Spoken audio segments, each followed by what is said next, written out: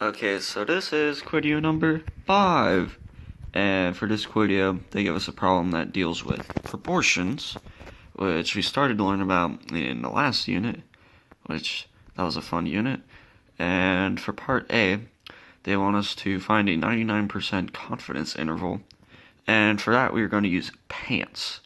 And PANTS is one of those fun acronyms that is very similar to SOX, which we learned in the first unit, except for PANTS deals with proportions and SOX deals with different things.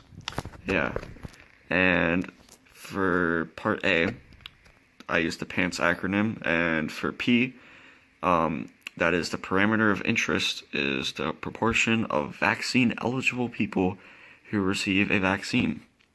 And for part A, for assumptions, to make sure it's small enough, I did 2,350, which is the amount of people. You multiply that by 10, which is 23,500 people, and I am pretty sure that there are at least 23,500 people that are eligible for a flu vaccine.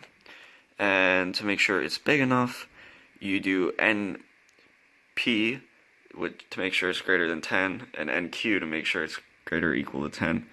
And for that, you use the 0.45 because it says 45% of vaccine eligible people received a vaccine, and that gets you 1,057.5 and 1,292.5, and both are much larger than 10.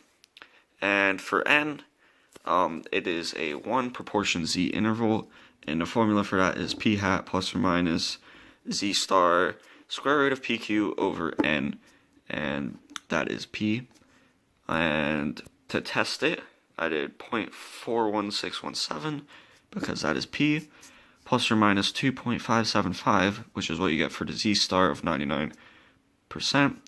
And then you do the square root of P, and then 1 minus P over N, which is 2350. And you get these two numbers. And yeah, we are 99% sure that the true proportion of eligible people who have received the flu vaccine lies between 0.38998 and 0.44236. Okay, so one other thing I forgot to point out is that the 0.02619, that is the margin of error, and then you plus or minus it by the 0.41617, which is P, and that's what gets you those two numbers to find a true proportion. And now for part B, they want us to figure out the smallest sample size that can guarantee that the margin of error is less than or equal to 0.02.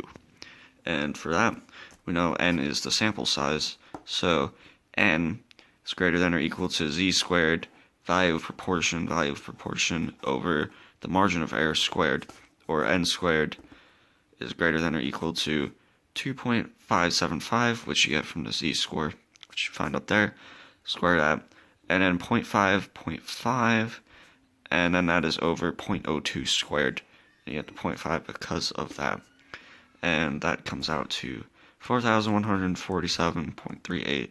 You can't have 0.38 of a person, so at least 4,148 people would need to be sampled to guarantee a margin of error of less than 2%, and that is a very good margin of error.